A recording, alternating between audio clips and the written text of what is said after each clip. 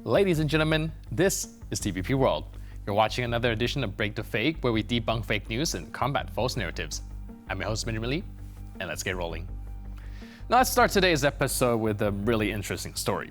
According to the New York Times, American Senator Benjamin Cardin, chairman of the Committee on International Relations, recently became the victim of a fake call when an unknown person posed as former Ukrainian Foreign Minister Dmytro Kuleba. The prank has heightened concerns about foreign agents trying to influence U.S. policy or obtain classified information. Last Thursday, the senator's office received an email purportedly from former Ukrainian Foreign Minister Dmytro Kuleba requesting a Zoom video conference. During the call, the person looked and spoke like Kuleba, but raised suspicions by asking politically tinged questions, including support for Russia's long-range missile attacks.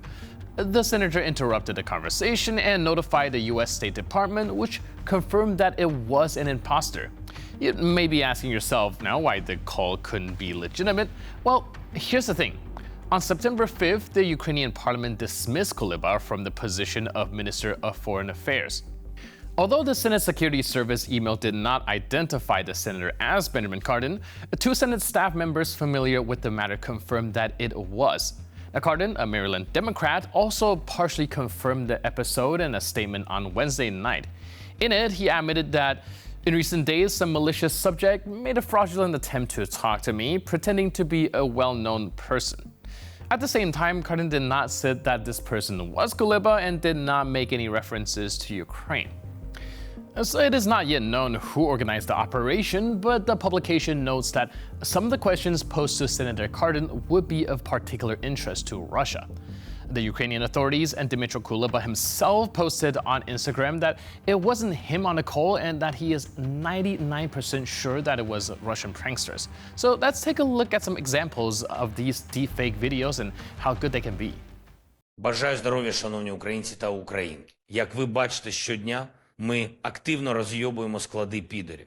Цього разу уїбали склад із корейською залупою. Багато хто задає питання, чи надали нам дозвіл на використання далекобійної зброї наші партнери. Наразі відповідь надати не можу. Але, як ви бачите, на півшишечки ми їм стабільно присовуємо. Я хочу подякувати кожному і кожній, хто своєчасно доставляє потужну порцію уламків на підерські склади. Слава Україні!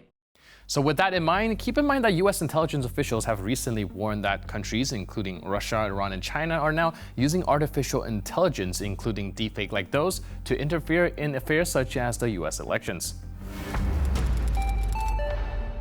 Anthony Blinken, the U.S. Secretary of State, during his recent visit to Europe, made a pointed statement about the role of China in Russia's ongoing war against Ukraine.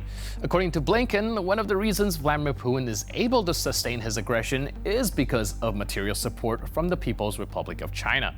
He highlighted China's role as the primary supplier of critical technologies like machine tools and microelectronics, essential for maintaining Russia's defense industry. Let's listen to the Kremlin's Foreign Minister Sergei Lavrov. Некоторые подтрунивают над тем, что вот наш автопром – это просто китайский импорт. Это не так. Импортозамещение работает, есть планы по переходу на производство собственных автомобилей с использованием китайских наработок. While U.S. officials remain tight-lipped about specific military exchanges, it has been reported that Moscow provides military technology like submarines and missiles to Beijing. Additionally, reports indicate that Iran has supplied Russia with hundreds of short-range ballistic missiles. Now, these developments are a part of a growing network of military and industrial cooperation between countries like China, Iran, North Korea, and Russia.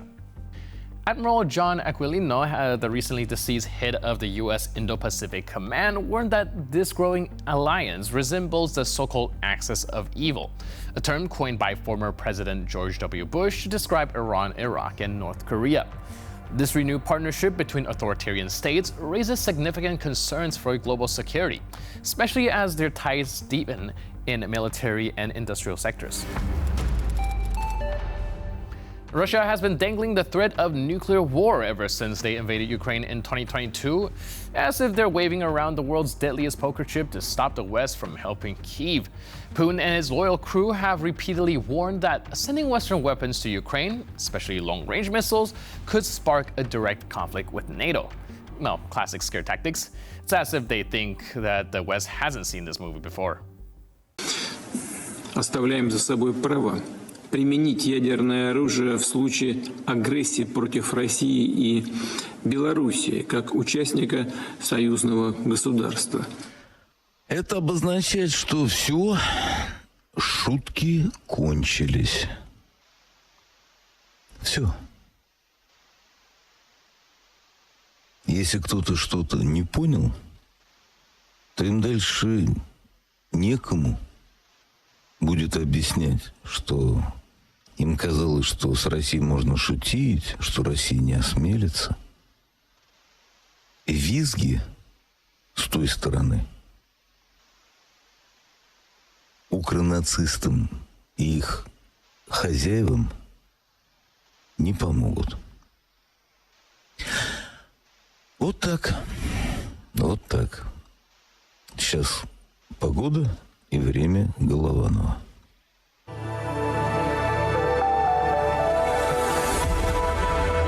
Здравия желаю. Здравия желаю, Владимир Владимирович. Ну, как дела? Все отлично. В связи с последними заявлениями нашего президента я подготовил прогноз на ядерную осень, ядерную зиму, ядерную весну и ядерное лето. Удара в атмосферу будет выброшено более 200 миллионов тонн аэрозоля. Это в основном треть углерода. Ну и в итоге гигантские площади на нашей планете на 95% будут лишены солнечного света, как минимум на несколько недель. Ну а сумерки продержатся на Земле около года. Ну и первым следствием ядерного удара станет, безусловно, резкое изменение климата планеты. За 3-4 года климат придет в состояние ледниковой эпохи, ну а температура воздуха на планете в среднем понизится на целых 20-30 градусов. У нас наступит ядерная осень, ядерная зима, ядерная весна и ядерное лето, о чем я сегодня расскажу подробно в нашем выпуске часового погоды на Соловьев Лайв. Back in June 2024, Putin graciously suggested that Russia's nuclear doctrine might need a little update. You know, like a software patch. He called it a living tool that has to adapt to the current conditions. Convenient, right? The current doctrine already allows for nuclear weapons to be used if Russia or its allies are attacked with weapons of mass destruction, or if there's a conventional attack that threatens the very existence of the state. But now it seems like the Kremlin's updated version might boil down to just, yeah, we can nuke whoever we feel like. Subtle, very subtle. Last but not least, this must be addressed. Turns out that several major American companies have unknowingly hired IT workers from North Korea. That's right, North Korea, the country where customer service means showing up at your door with a rifle. And how did this happen, you ask? Well, according to a report from Mediant, a Google-owned firm, these North Korean agents use fake identities to get jobs in the US tech sector, working remotely from places like China, Russia, and occasionally Africa or Southeast Asia. Because, you know, if you're going to commit espionage, you might as well do it from a sunny beach resort in Bali. But here's the best part. These workers weren't just moonlighting as hackers. Their salaries were funneled back to the North Korean government. So companies like Google were literally paying Kim Jong-un's IT department. It's like finding out that your Netflix subscription is also paying for nuclear research, except instead of binge-watching Stranger Things, you're just paying for North Korea to hack your email. And of course, who else gets dragged into this mess? Well, Russia, because why wouldn't Russia be involved in some shady international espionage scheme? It's like they have a punch card for this kind of thing. Spy on 9 countries, get the 10th one for free. Truly, to everyone involved. Great job all around. And with that, we conclude this edition of Break the Fake. But for more news, update, and commentary, please stay tuned to TVP World.